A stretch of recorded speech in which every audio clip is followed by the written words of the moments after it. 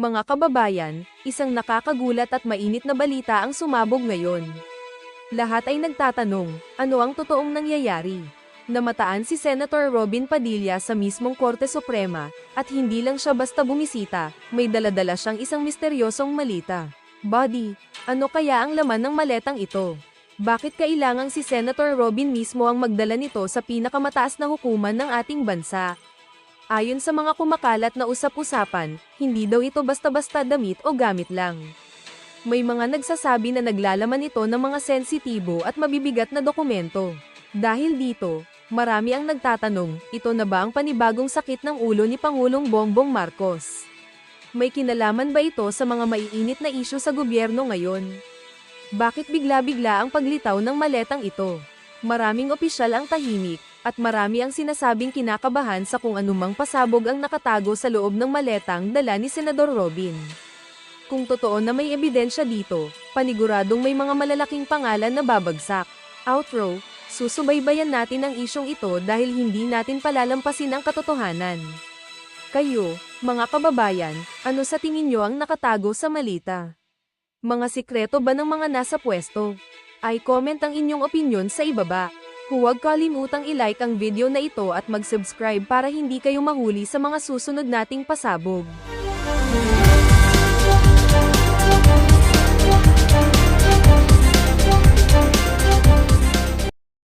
Na mga magnanakaw na congressman, yaan ay galing sa dugot pawis ng bawat miyembro ng Kingdom of Jesus Christ. Napakalabo ho. Meron kasong kinahaharap. Anak ng tokwa, bakit hindi nyo imbestigahan yung mga testigo ni Risa Hontiveros? Si alias Rene. Yun ang imbestigahan nyo. Yun ang i-inspeksyon nyo. Bakit hindi nyo inspeksyonin yung mga bahay ni Gardiola? Bakit hindi nyo inspeksyonin yung mga ari-arian ni Martin Romualdez sa Forbes Park? Bakit hindi nyo inspeksyonin yung mga air asset nitong si Zaldico?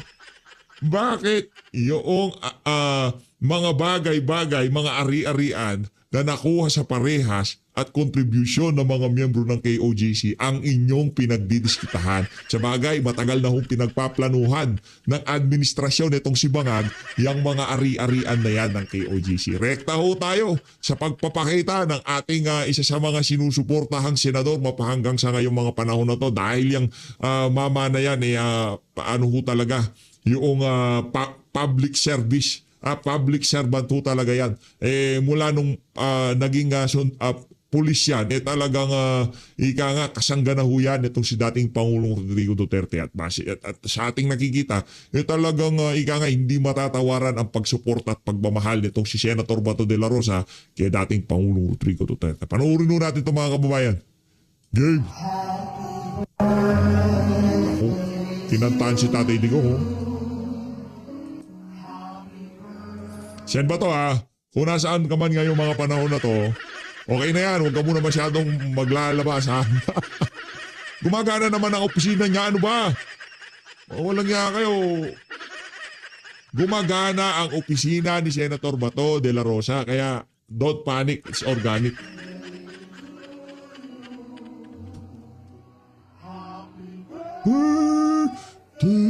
Happy birthday.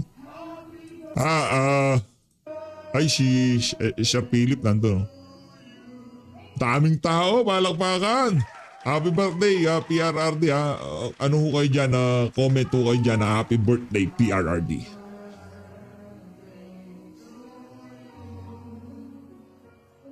Happy birthday to you. Happy birthday.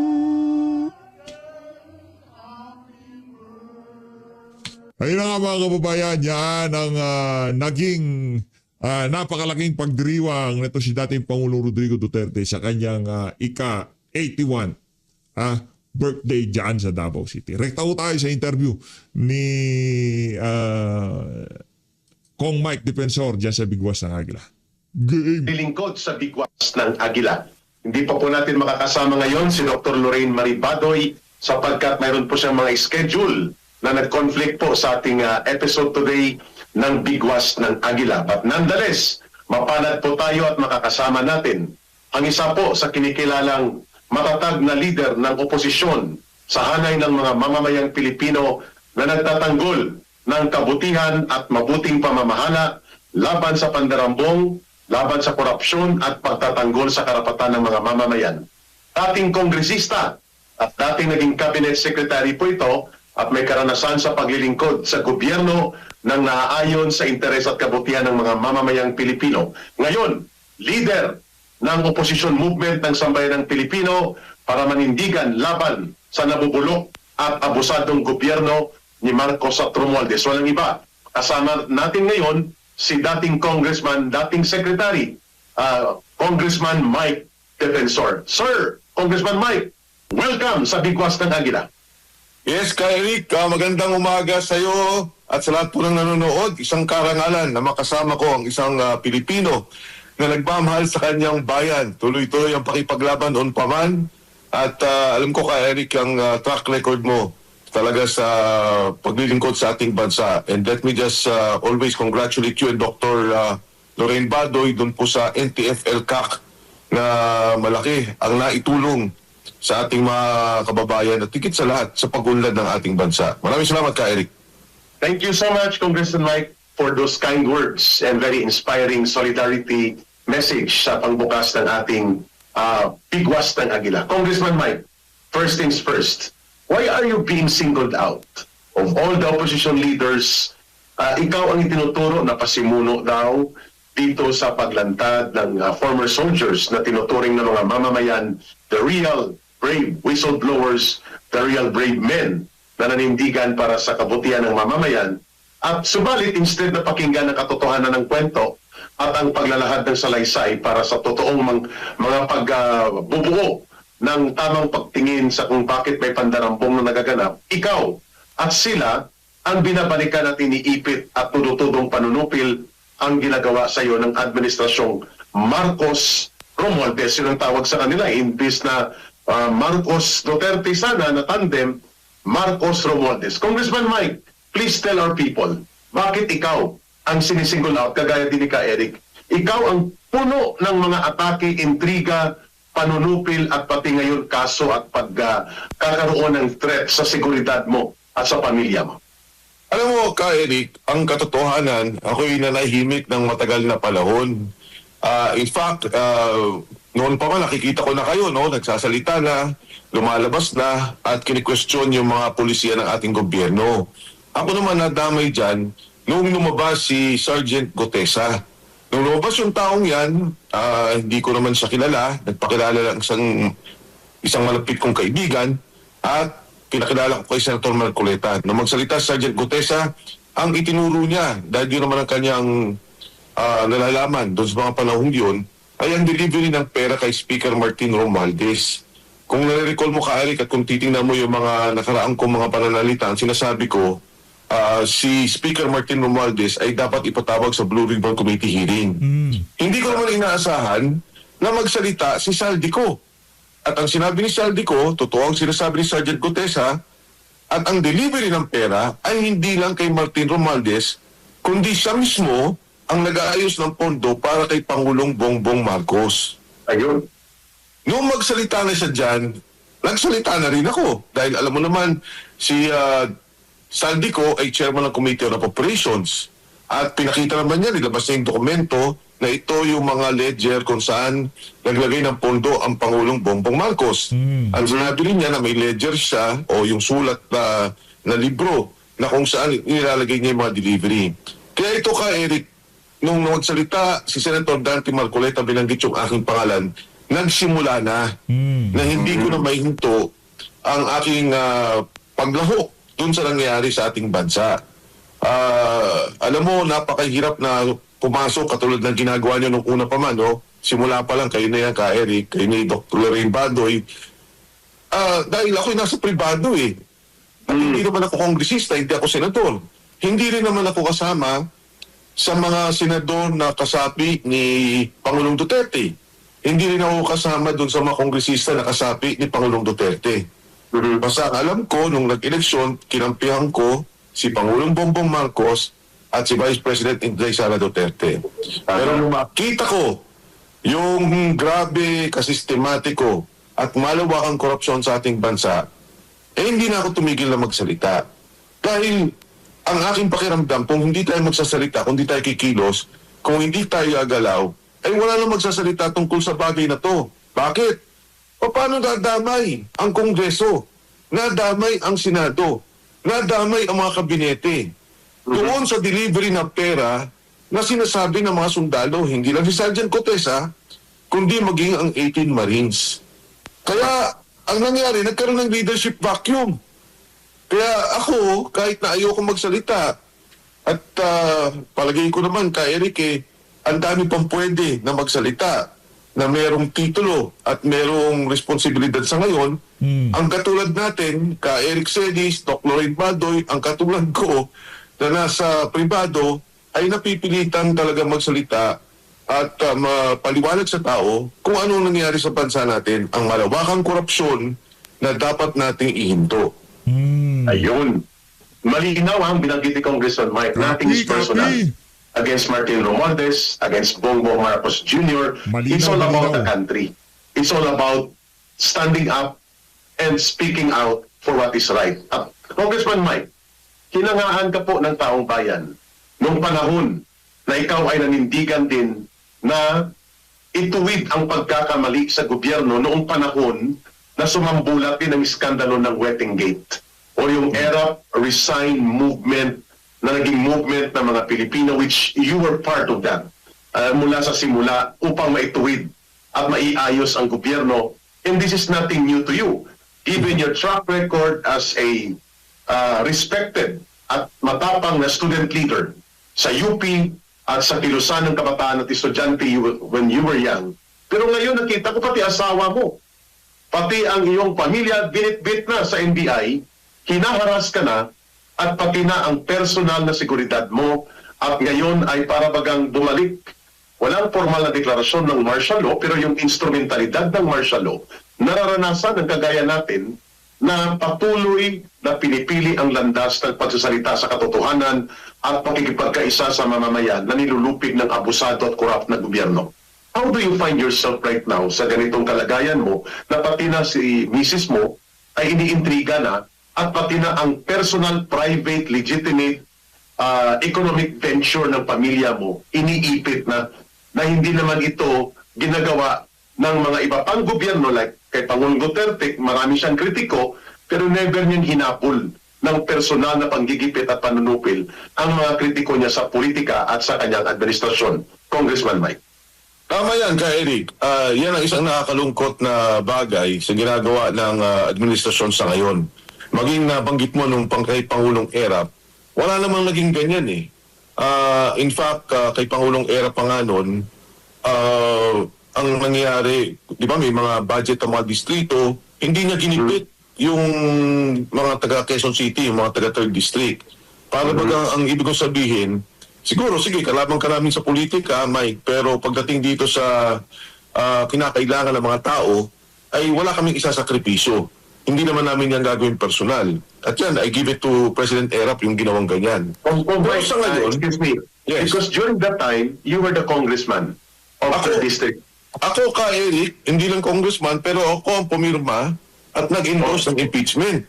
Ayun, Diba? go. Oo. Mhm. So, ngayon, yung nakikita natin na ginagawa nilang panggigipit, katulad na banggit mo, kailan lang, about 1 week ago, sinara yung aming quarry operations sa Montalban, Rizal.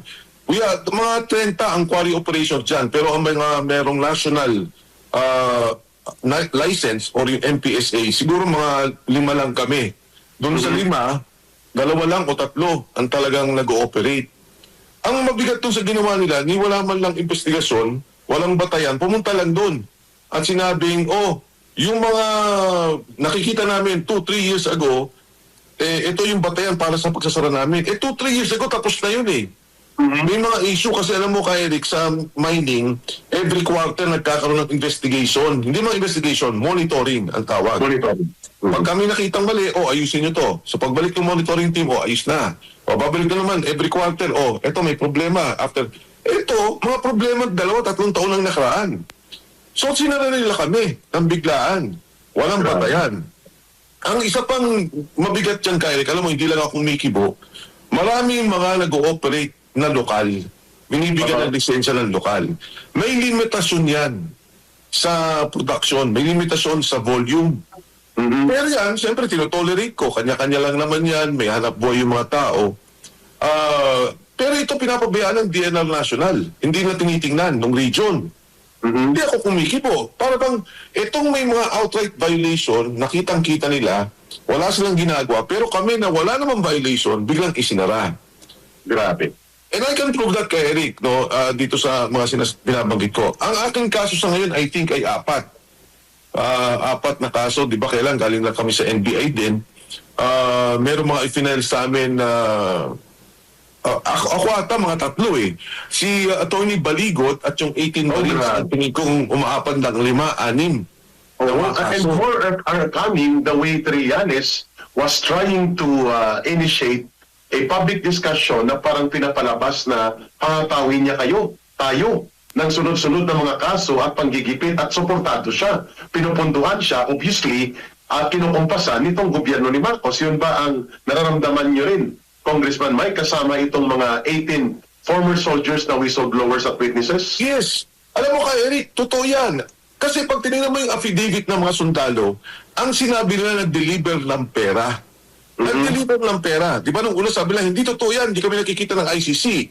Tapos ang sabi noon ni Ombudsman, ay totoo, nakita kami. Pero hindi sila 18. Di ba? Parang sinabi ni Ombudsman Remulla. So ang punto ko dito, ang sinabi ng mga tao, nag-deliver ng pera. Diba? So, ano ba yun? Nag-establish na ba ng krimen sa sinabi ng mga sundalo? Nasiraan ka na ba sa sinabi ng mga sundalo? Kasi ganun yung di ba? Ngayon, para gipitin mo sila at sabihin na invento yan o hindi yan totoo, tingin ko hindi dapat yun ang direksyon ng ginagawa na pinafaila nila. Kung ako yun, ipatawag ninyo sa Senado. Ipatawag ninyo sa impeachment hearings kung kinakailangan nila ipatawag. At harapin. Di ba? Hindi totoo yan. Walang ginawa. Pero hindi eh. Ang ginagawa, ginagamit yung batas, ginagamit yung korte para kitilin na huwag ka magsalita. Na ang katotohanan naman, sabi nga, tinanong ako eh, wala naman sinabi mo sundalo na nagnakaw ka yung mga dinilibiran. Sabi ko, wala naman eh. Ang sinasabi ng sundalo ay bilyon-bilyon. Ngayon, ang collection dyan ka, Eric, ang sabi ng gobyerno, ang boss nila, ang mastermind, ang hepe ng nakawan dito sa ating bansa. Kung ito ang mastermind na nagdakaw at yun din ang sinabi ng gobyerno, nagnakaw, at yun din ang sinasabi natin, maging naman ang oposisyon, hindi naman sinasabing santo si Saldico. Sinasabi natin, kaparte ka ng pagnanakaw, ito yung mga tao nag-deliver ng pera eh. Ngayon nagsasalita yung nag-deliver ng pera, ang sinasabi ninyo, sinungaling. Nung nagsalita yung nag-deliver ng pera, ang sinasabi nyo, hindi katotohanan. Ano ba talaga totoo? Saan ba tayo papunta? Pag pinatawag nila yung 18 Marines ka, Eric, magugulat sila. Ang kwento, natural, walang malisya, walang politika, walang itinatago. Kung gusto nilang harapin at sabihin nilang kasinungalingan, harapin nila. Kung gusto nilang litisin, di ba? O sabihin nila na hindi totoo ang mga sinasabi, harapin nila. Pero huwag nilang gipitin. Huwag nilang itago ang katotohanan. Huwag nilang patahimikin. Dahil ang ginawa ng mga sundalo ay para malaman ng bansa ng sambayan ng Pilipino ang katotohanan na nangyayari ng delivery ng mali-malitang pera sa mga lingkod bayan ng gobyerno. Ayun. Congressman Mike, direktahin na kita. Ikaw daw ay pasimuno ng destabilisasyon. That's the way the national marker of Marcos, at yan ang tawag sa kanya, pasensya na Congressman Mike, tagapagtahol ni Marcos, but with a cloak of official communications platform sa Presidential Communications Office. I'm talking about Claire Castro. Lahat ng yan, ang ginagawa nila Mike Defensor, destabilisasyon. Yung mga grupo na yan, na nagiging kritiko ni Pangulong Marcos, mga destabilizers. At ang isa sa likod niyan ay mga may ambisyon na agawin ang kapangyarihan kay Marcos Jr. ng mas maaga at hindi makapag-antay na pumalit sila sa 2028. Please explain yung ganyang malisyuso na intriga at mga pang-uupat na nanggagaling mismo sa opisyal na tagapagpirada ni Marcos na si Claire Castro. Eric, hindi mo kailangan i-destabilize ang gobyernong ito. Siya ang nagde-destabilize sa kanyang sarili, Yo. sa kanyang mga ginagawa. Pero pasukan natin kung ano yung sinasabi nila na destabilization. Kailan lamang, di ba, nagsalita ang Iglesia ni Cristo. Inulit ang kanilang pananalita. Ang sabi nila, pwede ba maging transparent tayo? Pwede ba maging accountable tayo? May mga nagsalita na mga obispo ng Catholic Church, ang pananalita, pwede ba maging transparent? Pwede ba ayusin natin? Gawin nating malinaw kung ano yung investigasyon. Ang daming nanawagan noon sa ICI. Ang daming nananawagan, patuloy na nananawagan sa Blue Ribbon Committee. Bakit nagagalit ang tao? Hanggang ngayon, wala silang nakikitang linaw kung sino talaga ang parurusahan. Ang nakikita ng tao ay pagtatakipan. Ang nakikita ng tao ay paghinto ng investigasyon sa mga taong kakampi nila. Di ba? Isipin nyo, nagsalita Sergeant Contesa. Pagsalita, nakita ng taong bayan, kinasuhan pa siya sa korte.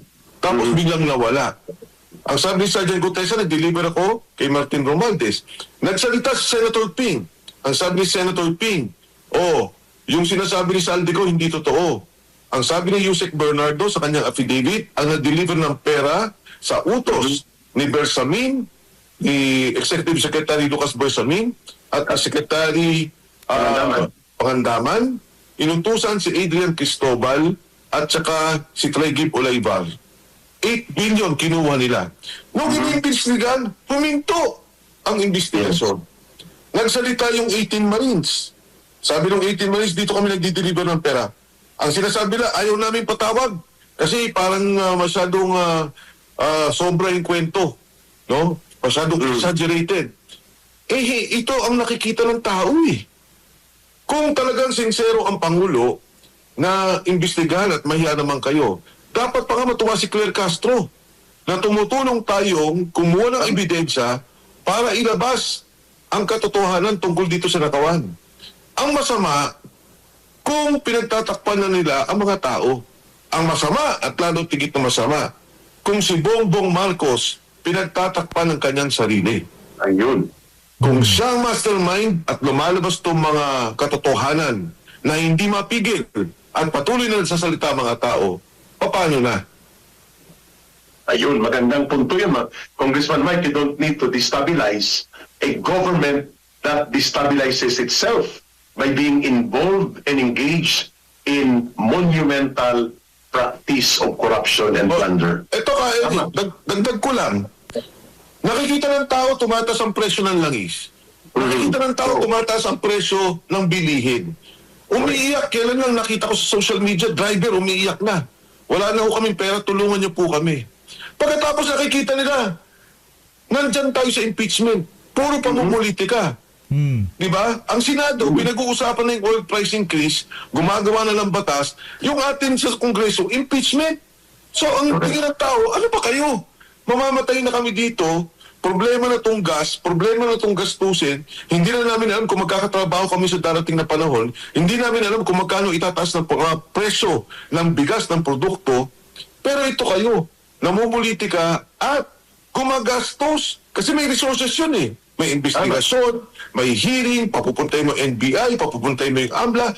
Sana yung ganong pagod natin, gamitin natin sa ngayon para ayusin yung sitwasyon ng ating bansa na talagang malubang krisis ang ating kakaharapin. You sharply pointed it out. At yun ang sunod na tanong ko sa iyo, Congressman Mike. You have been part of the executive department, naging pinuno ka ng isang ahensya ng gobyerno, naging bahagi ka ng ehekutibong pamunuan sa panahon po ni former President Gloria Macapagal Arroyo, and you were part of Congress as well. So you have a lot of experience kung paano tingnan sa punto de vista ng isang government official ang kalagayan ng bansa. Magtatatlong araw na ang deklarasyon ni Marcos Jr. ng National State of Energy Emergency. Hindi natin alam ano yun, ang ibig sabihin niya, what's that? At walang naramdaman ang taong bayan, mag-aapat na linggo na ang armadong hidwaan sa Middle East sa pagitan ng Iran, Estados Unidos at Israel. Ngayon pa lang siya nahimasmasan na dapat magkaroon ng emergency and contingency action plan, subalit drawing board pa rin at mga motherhood statements at ang kawalang kwenta na katarantaduhan sa impeachment ang nangingibabaw. Your reaction to that kind, mayroon ba nararamdaman ng taong bayan at tama ba, Congressman Mike, ang National Declaration of the State of Energy Emergency? What is that? At ikaw, sa punto de vista na naging opisyal ka ng gobyerno, ano ang pagtingin mo sa ganitong aksyon at nagiging hakbang ni Marcos sa gitna ng sumasambulat at hindi mapipigilang pagsambulat ng malawak na krisis sa ating bansa? Unang-una ka, Eric, di ba, nakita naman natin sa Senado ang linaw ng direksyon nila. Ang sinasabi nila sa mga oil companies, teka lang, ba't kayo nagtataas ng ganyang kataas? Meron pa kayong reserves eh. Ang sabi niyo, matagal pa tayo, 45 days. So yung hinawakan yung reserves, binibenta niyo na ng napakamahal, kawawa naman yung mga Pilipino. Di ba? Kaya I would think na yung batas na to, na emergency fund, dapat hindi Senado nga ang tumitingin dyan. Ang mismong eksekutibo nagsasabi, sandali, hindi kayo pwedeng magtaas.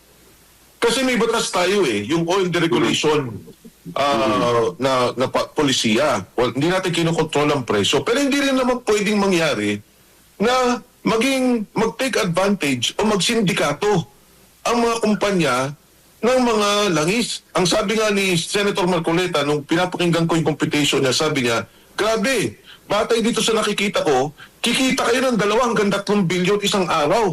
Isang araw, correct. Ng isang araw, sabi niya, profit.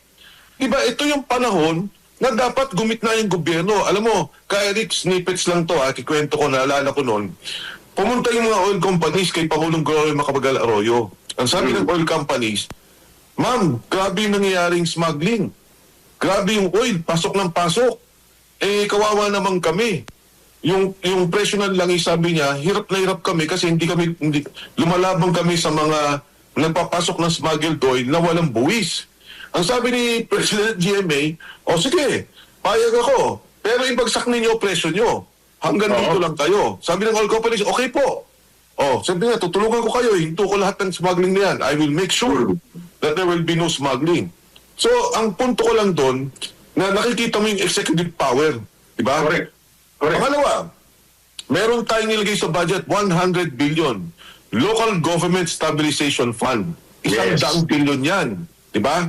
Meron din silang nilagay, if I'm not mistaken, hindi ako sigurado dito kay Erica, pero I think more than 50 billion or more than 100 billion sa mga paggawa ng farm-to-market roads. Mga almost.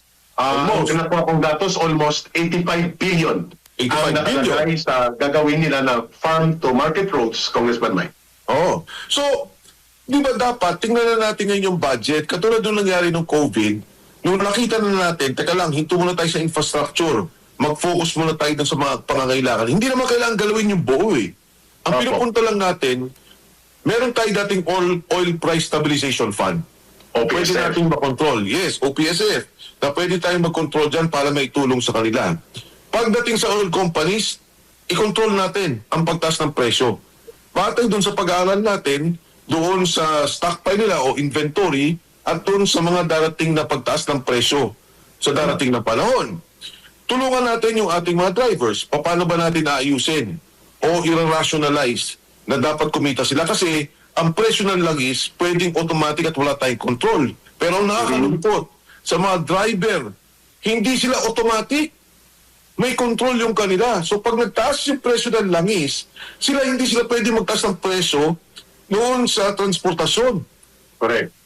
Kaya doon naiiyak yung mga drivers natin. Kaya tingnan mo yung batas to, yung malalaking kumpanya, immediately deregulated, pwede sila. Pero yung maliliit na mga operators at drivers, hindi naman na pwedeng itaas. No? Hindi na pwedeng at control. Tama yung binanggit mo. Yung mga presyo ng bilihin, yung presyo ng bigas, di ba? Higit sa lahat. Dapat nakokontrol na natin sa ngayon pa lamang to. Ito yung mga batayan na kailangan nating isagawa ng gobyerno o pag-aaralan. Hindi ko naman sinasabi, baka may ginagawa sila. Ang mahirap lang kay Eric kasi, wala tayong makitang malinaw na pagsasaad ng mga plano. Yes, wala. Wala. Congressman Mike, naalala ko noon na magkaroon ng Gulf crisis sa Middle East. Yes, correct. Panahon pa yata ni Pangulong Gloria Macapagal Arroyo. Dahil yung Bush War, yung Part 2, Bush Part 2, kay Pangulong Gloria Macapagal, yung Bush Part 1, kay Cory at kay Ramos. Yung unang Gulf War, 91-92. Yung pangalawang Gulf War, 2002-2003. Congressman Mike hanggang 2004. Si Pangulong Gloria Macapagal yun noon sa panahon yun, may binabanggit siya na general welfare. Pagamat deregulated na sa panahon pa ni Pangulong Ramos,